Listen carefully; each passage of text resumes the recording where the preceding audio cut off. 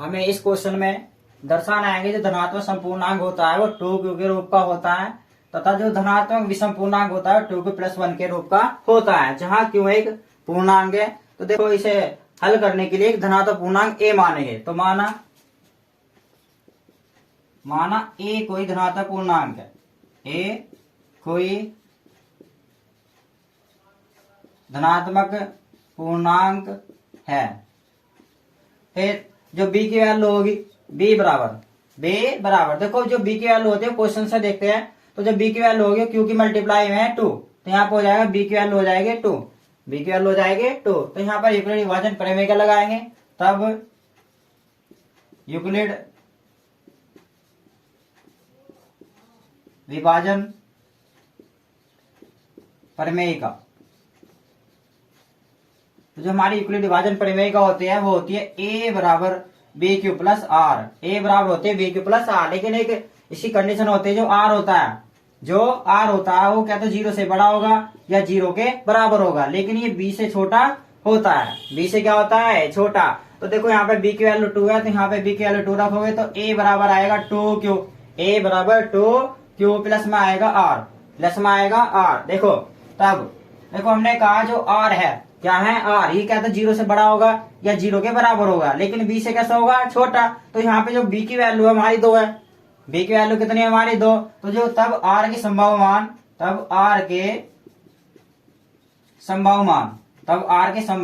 तो देखो जो r है वो संभव हो सकता है कि तो वो 0 रहा हो, कितना रहा हो? 0, या r की वैल्यू फिर 1 रही हो।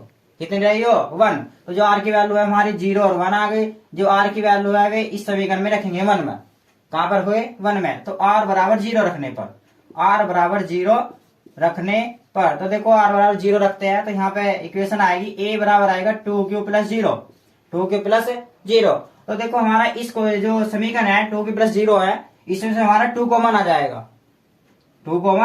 देखो जब 2 कॉमन लोगे तो यहाँ बचेगा q, कितना बचेगा? q। तो देखो जो संख्या होती है यदि उसमें से 2 कॉमन आ जाए, जैसे ये 3 है, 18 है, तो देखो इसमें 2 कॉमन आ जाएगा। कितना आ जाएगा? 2 कॉमन। तो कितना बचेगा? 9। तो देखो जिस संख्या में से 2 कॉमन आ जाए वो सम होती है। कैसी होती है? सम। इसका मतलब 2q है वो कैसा है?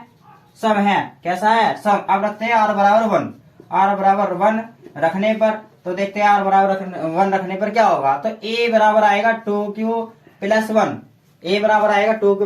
1। क्या देखो क्या इसमें 2 कॉमन आएगा? नहीं, इसमें 2 कॉमन नहीं आएगा। तो ये ऐसा ही लिखा जाएगा 2q प्लस 1, यानी कि जब इसमें 2 कॉमन नहीं आया तो ये कैसा हो गया? विषम। अतः देखो हम कह सकते हैं कि जो धनात्मक समपूर्णांक होते हैं वो होते हैं 2q के रूप के, और जो विषम पूर्णांक होते हैं वे होते हैं 2q प्लस 1 के रूप के। तो यहाँ पे लिखा जाएगा अतः धनात्मक संपूर्णांक 2q के रूप के तथा धनात्मक विषम पूर्णांक 2q प्लस 1 के रूप का होता है। तो देखो हमने ये दर्शाया जो समपूर्णांक होते हैं वे 2q के रूप के होते हैं, और जो विषम पूर्णांक होते हैं वे 2q प्लस 1 के रूप के होते हैं। हमारा नेक्स्ट क्वेश्चन है कि दर्शाइए प्रत्येक धनात्मक विषम पूर्णांक 4q प्लस 1 व 4q प्लस 3 के रूप का होता है, जहां एक पूर्णांक है। तो इस क्वेश्चन में प्रूव करना है कि जो धनात्मक विषम पूर्णांक होते हैं वे 4q प्लस 1 व 4q प्लस 3 के रूप के होते हैं। देखो तो सबसे पहले a कोई धनात्मक पूर्णांक मानेंगे। a कोई धनात्मक पूर्णांक, तो माना a कोई धनात्मक पूर्णांक है, a कोई धनात्मक पूर्णांक है। तो हमने इस क्वेश्चन में माना जो a है वो कोई एक धनात्मक पूर्णांक है। क्या है? धनात्मक पूर्णांक। तो ये बताओ जो b की वैल्यू आएगी, जैसे पिछले क्वेश्चन में किया था, जो b की वैल्यू होती है वो q की मल्टीप्लाई में थी। तो यहाँ भी देखो b की वैल्यू कितनी है? 4 है। यहाँ पर b की वैल्यू क्या है? यहाँ पर 4। अब देखो यूक्लिड विभाजन प्रमेय का से यूक्लिड विभाजन जो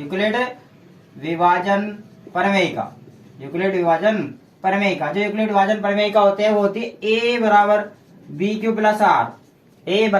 प्लस r, लेकिन जो r होता है क्या होता है आर, ये क्या था 0 से बड़ा होगा या 0 के बराबर होगा, लेकिन ये बी से कैसा होगा छोटा, बी से कैसा होगा छोटा। बी की वैल्यू यहाँ पर रखते हैं तो यहाँ इक्वेशन आएगी हमारी ए बराबर 4q प्लस आर, ए बराबर आएगी 4q प्लस आर। देखो जो बी है हमारा कितना है 4 है, तो जो आर की वैल्यू रही होगी वो क्या तो 0 रही होगी या 0 से बड़े, लेकिन बी से कैसी रही होगी छोटे, तो जो आर के संभव मान आएंगे, आर के संभव मान, आर के संभव मान, तो जो आर बराबर आ सकता है क्या तो 0 रहा होगा या 1 रहा होगा या 2 रहा होगा या 3 रहा होगा, कितना रहा होगा 3। तो हमारी ये आर की 4 वैल्यू हो सकती है 0 1 2 3। तो देखो ये आर की जो वैल्यू है इक्वेशन में रखकर देखते हैं, तो पहली इक्वेशन आएगी हमारी ए बराबर 4q प्लस 0, 4q प्लस 0। तो देखो इसमें से 2 कॉमन आ रहा है, कितना कॉमन आ रहा है 2, जब इसमें 2 कॉमन लोगे तो ये बचेगा 2q, और जिस नंबर में 2 कॉमन आ जाता है वो सम होती है, कैसी होती है सम। अब आर की वैल्यू 1 रखते हैं, आर की वैल्यू रखते हैं 1। तो देखो जब आर की वैल्यू 1 रखोगे तो यहाँ पे था आर बराबर 0 रखने पर, आर बराबर 0 रखने पर, अब रखते हैं आर बराबर 1 रखने पर, तो ए बराबर आएगा, देखो जब आर की वैल्यू 1 रखोगे तो ए बराबर आएगा 4q प्लस 1, 4q प्लस 1। तो देखो इसमें 2 कॉमन नहीं आ रहा, इसमें से 2 कॉमन नहीं आ रहा, तो ये लिखा जाएगा 4q प्लस 1, 4q प्लस 1, यानी कि कैसा है विषम है, कैसा है विषम, क्योंकि इसमें 2 कॉमन नहीं आया। आर बराबर 2 रखने पर तुम्हारी इक्वेशन आएगी ए बराबर आएगा 4q प्लस 2, 4q प्लस 2। तो देखो इस इक्वेशन में ऐसा है 2 कॉमन आ रहा, तो यहाँ पे जब 2 कॉमन लोगे तो ये बचेगा 2q प्लस 1, 2q प्लस 1, यानी कि कैसी है सम है, कैसी है सम। अब देखो r की वैल्यू अब 3 रखते हैं, तो r बराबर 3 रखने पर, जब r की वैल्यू 3 रखोगे तो a बराबर आएगा 4q प्लस 3, 4q प्लस 3।